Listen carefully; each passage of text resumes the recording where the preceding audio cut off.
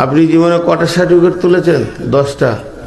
আপনি 12টা, আপনার 14টা, আপনার 18টা। একবার হাই স্কুলে, একবার কলেজে, একবার খেলা স্পোর্টসিংয়ে, একবার MBBS এভাবে। অনেকে আবার ঘরে সার্টিফিকেটগুলো বাঁধিয়ে রাখে, দেখায় এই তোলা যাবে না, এত সার্টিফিকেট। এগুলো সব আমার কামিয়াবি সার্টিফিকেট। আল্লাহ বলছে, শোন, তুই যতগুলো সার্টিফিকেট তোলার পর নিজেকে কামিয়াব মনে করছিস, ওগুলোকে তুই জমা করে রেখে দিয়েছিস। আমি ওগুলোর বিষয়ে কথা বলছি না।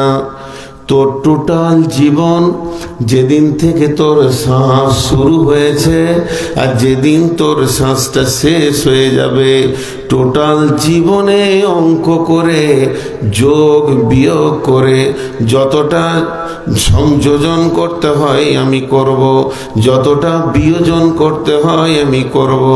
নেকি বদি ব্যালেন্সকে নিয়ে গিয়ে আমি আল্লাহ একটা দিন তৈরি করেছি, বিশ্ব মানবের সার্টিফিকেট দিব। সেদিন আমার কাছে মালগুলো জমা থাকবে আর আমি হাসরের ময়দানে চিৎকার মেরে বলবো, ওয়াজিআ বিন্নবিয়িনা ওয়াশ-শুহাদাই ওয়া কুযিয়া বাইনাহুম বিল হাক্কি ওয়া হুম লা ইউযলামুন ওয়া উজিয়াল কিতাব ওয়াজিআ বিন-নাবিয়্যিন। আমি চিৎকার মেরে বলবো, আমি হাসরবাসীকে শুনিয়ে দিব, আমার কণ্ঠস্বর সকলের কানে পৌঁছে যাবে। আমি বলবো, হাসরবাসী রে, আয়, তোদের আমল নামা আমার কাছে রেডি আছে, যে আসবে তারটাই বের করে হাতে দিব। এই দিনটা হবে কামিয়াব আর না কামিয়াবির দিন। এই দিনটা হবে সফল আর অসফলের দিন। যারা সফল হবে, ও আম্মা মান উতিয়া কিতাবাহু বিয়ামিনিহি ফাসাউফা ইউহাসাবু হিসাবান ইয়াসীরা ওয়া ইয়ানকালিবু ইলা আহলিহি মাসরুরা। আমি ডান হাতে যাকে সার্টিফিকেট দেব, তার হিসাবটা অতি আসানে হয়ে যাবে, সে নিজেও বুঝতে পারবে না এত তাড়াতাড়ি কি হিসাব হয় নাকি। আর সে ওই সার্টিফিকেটটা পেলে কঠিন কিয়ামতের দিনে মানুষ নাফসি নাফসি করবে, সেই দিন সে আনন্দে লাফাবে। আমি বলবে, আমি কামিয়াব, আমি কামিয়াব, আমি কামিয়াব, আমি সফল, আমি সফল, আমি সফল। আত্মীয়দেরকে দেখাবে, মা দেখো, আব্বা দেখো, মামা দেখো, চাচা দেখো, আমি কামিয়াব হয়ে গেছি।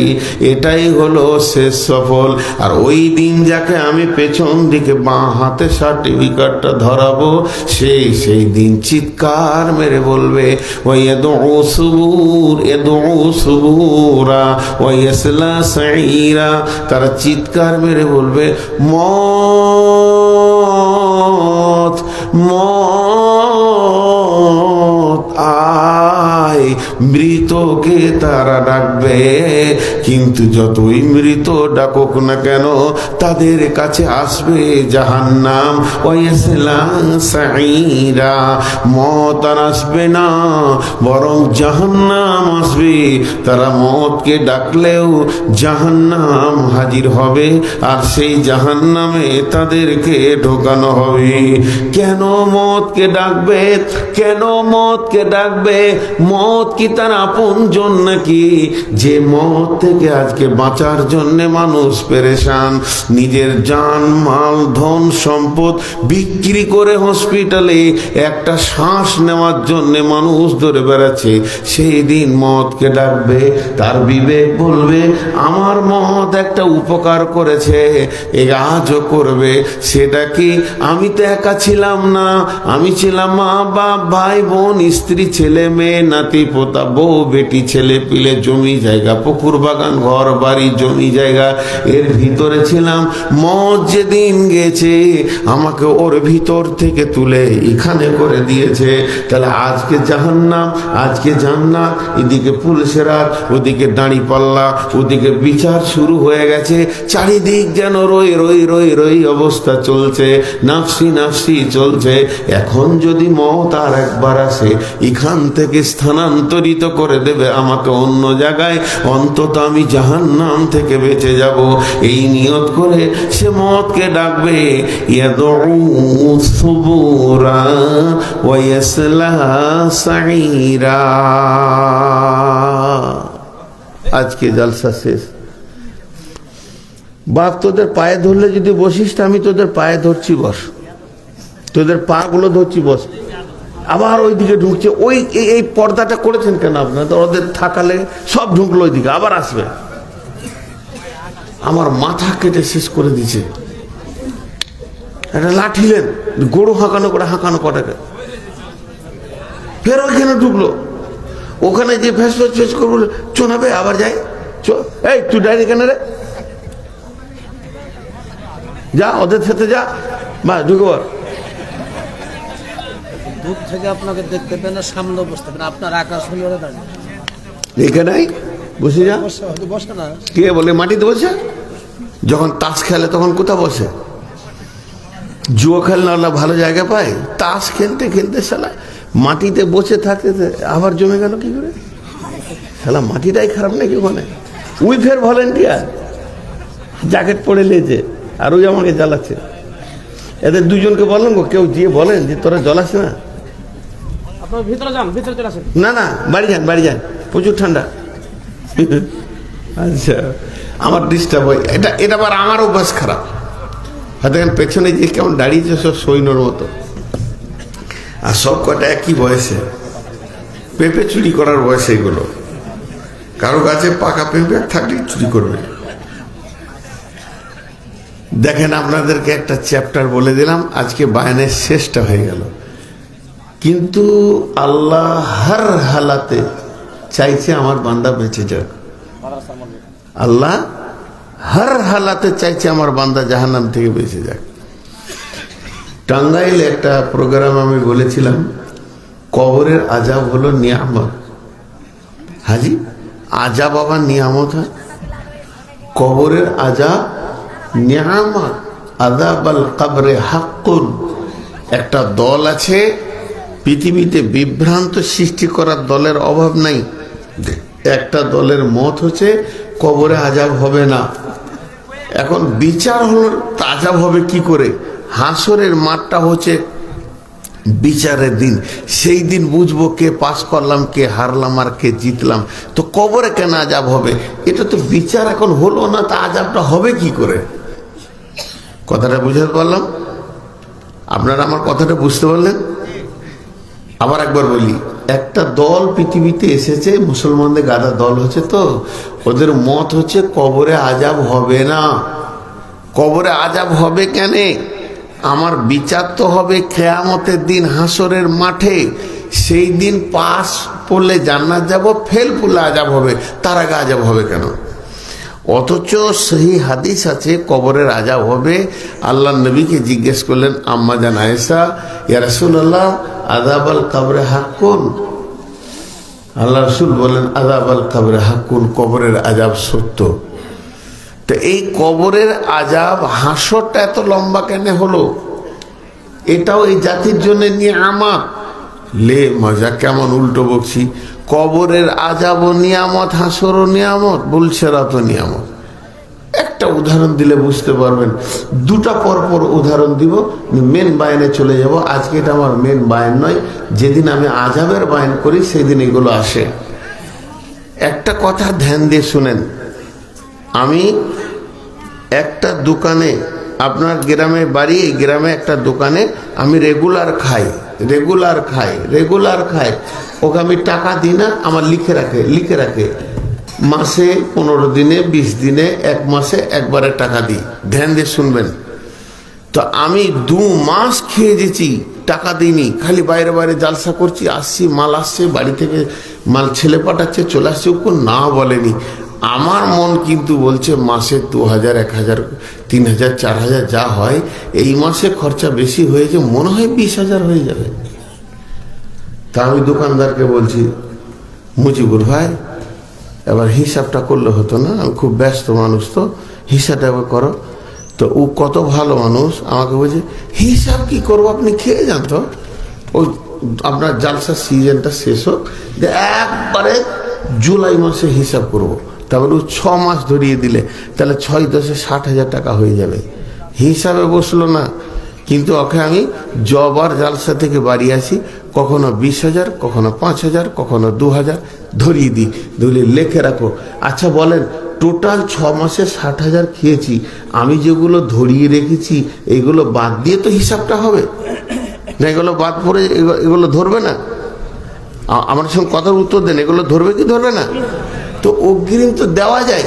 যখন হিসাবে বসলাম দেখি 60,000 নয় 70,000 হয়ে গেছে আমার, কিন্তু আমার দেওয়া হয়ে গেছে 65,000, তাহলে আর 5,000 দিলেই হবে। আদাবাল কাবরে হাক কোন, এবার হিসাব হবে কিয়ামতের মাঠে। তো এইগুলো হচ্ছে নিয়ামত। উদাহরণটা মন দিয়ে শোনেন। আপনাদের গ্রামে একটা মার্ডার হয়েছে, যে যারা মার্ডার করেছে যেদিকে সেদিকে ওদিকে পালিয়ে গেছে সব, কিন্তু বড় নেতা মরে গেছে। পুলিশ একবারে ঢাকা থেকে এসছে, সিবিআই নেমেছে, আইবি নেমেছে, চারিদিকে ধরছে।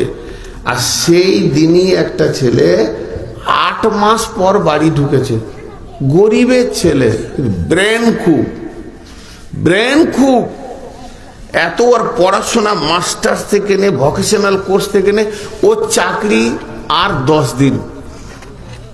দিন পরই ওর অ্যাপয়েন্টমেন্ট লেটার চলে আসবে। ও যে কোনো কলেজে, ইউনিভার্সিটিতে প্রফেসর হিসেবে ঢুকে যাবে। এই জন্যে ঢাকাতে 8 মাস পড়েছিল, সব ক্লিয়ার করে বাড়ি এসছে। বাড়ি এসে রাতে ঘুমিয়ে আছে, ওই রাতেই মার্ডার হয়েছে। 5 ওয়াক্তে নামাজ পড়ে মুখে দাঁড়িয়ে আছে, সাদা সিধে ভালো ছেলে, কারোর সাথে ঝগড়া করে না। গোটা গাঁয়ের মধ্যে বাপ মা অত্যন্ত গরিব, লিভার খেটে ছেলেকে পড়িয়েছে। তাদেরও মনে বড় আশা, একটা ছেলে চাকরি পেয়ে গেলেই আমাদের ঘরে সুখের আলো দেখব। ওকে ভোরবেলাতে পুলিশ বেঁধে নিয়ে চলে গেছে, বিরাজ করতে উঠেছে, বেঁধে নিয়ে চলে গেছে। ওকে হুঁশি নাই যে মার্ডার হইলে পলাইতে হয়, ও বুঝে না। এবারে থানায় ভরে রেখেছে, গোটা গাঁ কিন্তু একমত, ওকে থানাতে রাখা যাবে না, ওকে যে কোনো হালে বার করতেই হবে। যত পার্টি আছে সব একমত, ওর বিরুদ্ধে কেউ যেছে না। শেষকালে রানিং চেয়ারম্যান, ধরেন এখন আপনাদের রানিং কেউ নাই, তাও বলছি, যিনি রানিং চেয়ারম্যান, এমপিকে সবাই চাপ দিয়ে বললো ছেলেটাকে বাঁচান। এমপি রাজি হয়ে গেল, থানা বড়বাবুকে দেখা করলো, যে ছেলেটা ভালো ছেলে, ওসব বুঝে না, রাতে বাড়ি এসছে, সব কিছু রাস্তা ক্লিয়ার। এবারে এমপি ওকে বার করবে কি করে? লকারে গিয়ে ওর ঘাড়ে মারলে 2টা চর, গাধা কোথাকার, কোথা থাকতে হয় জানিস না, যেখানে সেখানে ঘুরে বেশ, 2টা থাপ করে বার করবো। থানা থেকে বার করে দিল একদম 3-4টা চর থাপ্পড় দিয়ে। আচ্ছা বলেন, এই মারগুলো ওর জন্য রহমত না গজব? জোরে বলেন। চাকরি টাকরি সব চলে যেত, এই মারগুলো ওর জন্য রহমত। শুনেলেন, যেদিন কিয়ামত হবে, কিয়ামতের দিন হিসাব হবে, হিসাবের পর জাহান্নাম চলে যেতে হবে। আল্লাহ চান না অন্তর থেকে যে আমার গোলাম জাহান্নাম চলে যাক। এর জন্য আল্লাহ কবরের আযাবটা ফিট করেছে, কিয়ামতটা দীর্ঘ লম্বা করেছে। একবার জাহান্নামে গেলে কতদিন পর ফেরত হবে, ছোট্ট একটা গোনা। যদি আপনার মাদ্রাসার বাচ্চা 2টি ছেলে ঝগড়া করেছে, আমি লাঠি নিয়েছি মারার জন্যে, মাথায় হিসাব করছি, 1 লাঠি করে মারলে এদের জান থাকবে না। এরা ছোট ছেলে, ভয় দেখালাম, শেষকালে ক্ষুদ্রতম শাস্তি দিলাম ওদেরকে, তোরা 2 জন কান ধরে 3 বার উঠা বসা কর। এইটুকু ক্ষুদ্র ক্ষুদ্র শাস্তি দিলাম, ছেড়ে দিলাম। তা আল্লাহর ক্ষুদ্র শাস্তি জাহান্নামে কেমন হবে? লা ইয়াযুকুনা ফিহা বারদাও ওয়ালা শারাবা ইল্লা হামিমা ওয়া গাসাকা। আল্লাহ তাবারাক ওয়া তাআলা বলতেন লাবিসিনা ফিহা আহকাবা, ওখানে হুকবা হুকবা গণনা হবে, হুকবা দিয়ে শুরু হবে, আযাব শুরু হবে। একটা আযাবের টাইম কত? এক হুকবা। যদি আল্লাহ কাউকে একবার জাহান্নামে দেয় আর বলে যা তুই এক হুকবা থেকে আসগা, হুকবার মাপ আজও পর্যন্ত কেউ বলতে পারেনি কতদিন থাকবে, তবে একটা মোটামুটি মাপ দিয়েছেন মুফাসসিরিনরা সেটাকে। তিনি বলছেন অরিজিনাল এটা নয়, তবে মোটামুটি মাপ দিছি। ক্ষুদ্র গুনাহ করার জন্য জাহান্নামে যাকে একবার ঢুকানো হবে, এক হুকবা দেওয়া হবে, ছোট করে শাস্তি দেওয়া হবে। পৃথিবীর 50,000 বছরে একটা দিন হবে, পৃথিবীর 50,000 বছরে একটা দিন হবে, পৃথিবীর 50,000 বছরে একটা দিন হবে।